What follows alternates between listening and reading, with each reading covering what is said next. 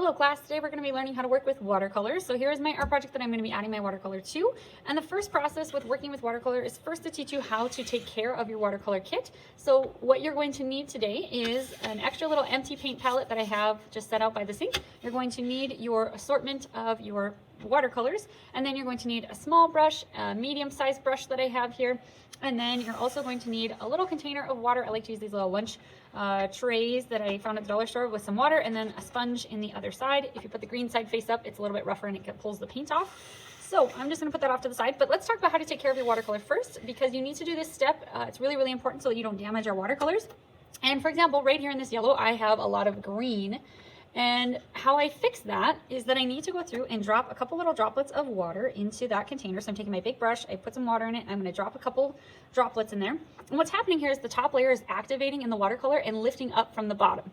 If right now I were to take my paintbrush and just swirl it in, then I would forever make yellow-green, because that green would then push down into those bottom layers and it would rest, and then we would have the mixture. So as long as you do this step first, we can save this yellow and turn it back to yellow. And I just need to wait maybe another 10 seconds. I'm letting that top layer activate.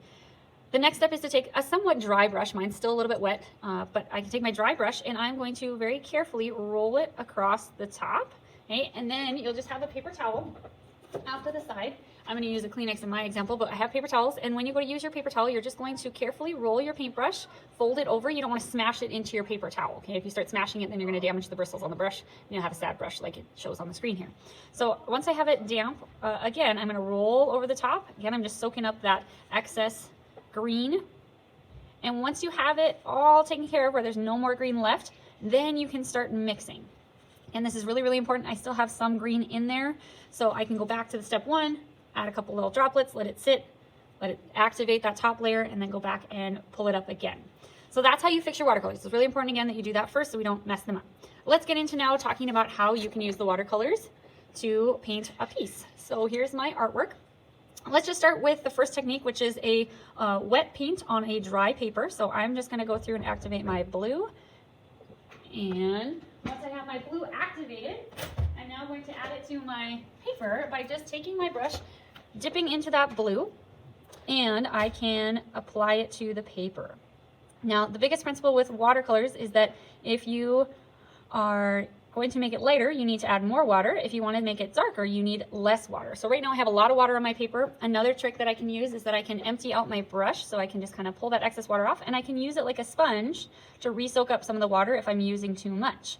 That's one way that you can get rid of watercolor from certain areas. You'll also notice that right now it's getting a lot lighter.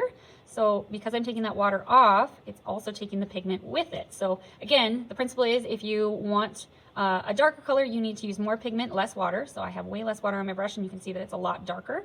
If I want to create a gradient or make it look more like a wash, I would just slowly add water to my brush and then keep brushing on. Again, just being careful that you're not adding too much water, and you can go back and forth. So that is the wet on dry. Next technique that we can look at is how to go about adding wet on wet. So in order to do the wet on wet technique, what you're going to do is add water to the paper, and then you're going to take wet paint. Now when you work with your colors, it might be helpful to consider that balance, adding either the same color, or you can stick with warm colors, or you can stick with cool colors. I'm going to take some of this darker blue and add it, and you'll notice that boom, right away, wherever you land the water, it's going to immediately kind of explode out into that area. So I could leave it like that, but I'm going to just kind of clean it up here a little bit, and then I'm going to let it dry. So now from here, I would definitely just let that sit, or I could soak it up if I feel like there's still too much water.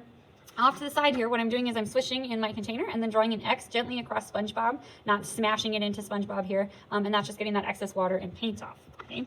Now let's just talk about how you can mix colors. So for example, if I wanted to maybe mix these two blues together, or I wanted to make a blue-green, I can use one of these empty paint palettes that I have over by my sink. And you're going to start by taking a big brush. You can use your smaller one, that's fine too. And you're just going to put a couple little droplets of water. Again, if we think about the more water I add, the lighter it's going to be. The less water I add, the darker it's going to be.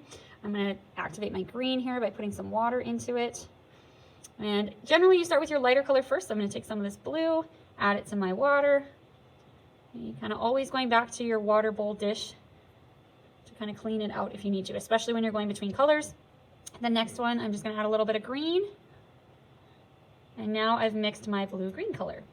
So from here, I can decide maybe I want to go over here and stay away from this one because it's still pretty wet.